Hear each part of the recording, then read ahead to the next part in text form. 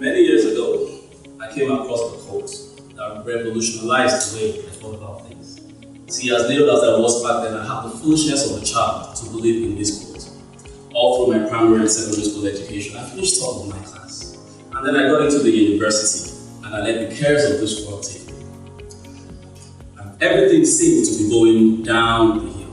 But just before I threw in the towel, the words of this quote came to mind again, and I was foolish enough to believe it. I picked up the pieces of what was left of my education and eventually completed my university degree. I started my career as a primary school teacher. See, based on the negative experiences I had in the university, I had made a conscious and deliberate effort to make up for the lost time by accelerating growth in my career. 5 years after that, I was appointed the head teacher of this beautiful primary school of 150 people. Just as I did that, I became bored as I looked for bigger challenges and bigger opportunities. In 2013, that opportunity came. But arguably one of the biggest and best schools in Lagos, Nigeria, had picked up interest in me. But the standards of this school were so high that I could only be offered a job as an assistant class teacher. This was crazy, this was stupid. Why would I leave my job as a head teacher to become an assistant class teacher somewhere else? But then I heard the words of this quote again, and I foolishly believed it. So in April 2013, I left my job as a head teacher, and I literally started my career all over again as an assistant class teacher. By July 2018, I was appointed the head teacher of this primary school, overseeing teaching and learning of over 600 children. And just when I thought everything was going on very well, one fateful day my wife walked home and she gave me a very interesting news. See, she had been offered a career-changing opportunity in Dublin.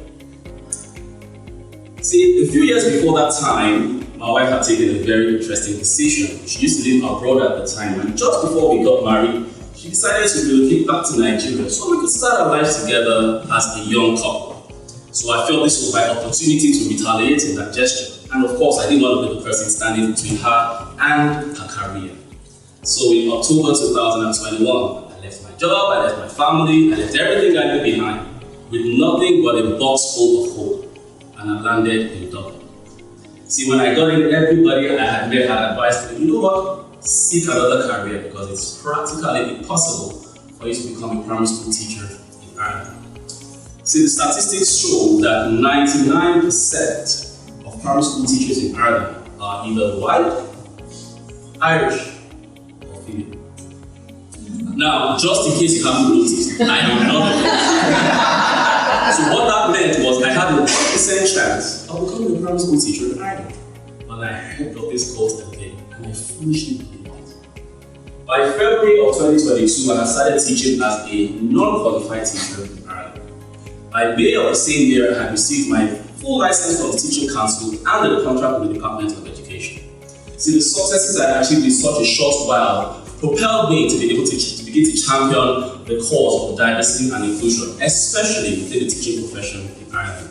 And that cause has led me to have many opportunities. Recently, I shared the stage with the current Minister of Education in Ireland, Minister Norma Foley, as I shared my thoughts around diversity and inclusion.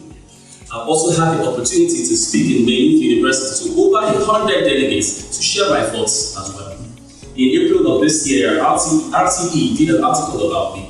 Incidentally, I'm the first teacher of color to attend the INTU Congress, which is the largest teachers' union in Ireland, in over 155-year existence. Shortly after that, I had my article published in the In Touch magazine that is read by over 50,000 teachers in Ireland. I've had the opportunity to speak in many radio stations to share my thoughts. And that cause has also led me to host international conferences that have helped thousands of professionals all around the world on how to accelerate growth in their career, in their business, and in their life.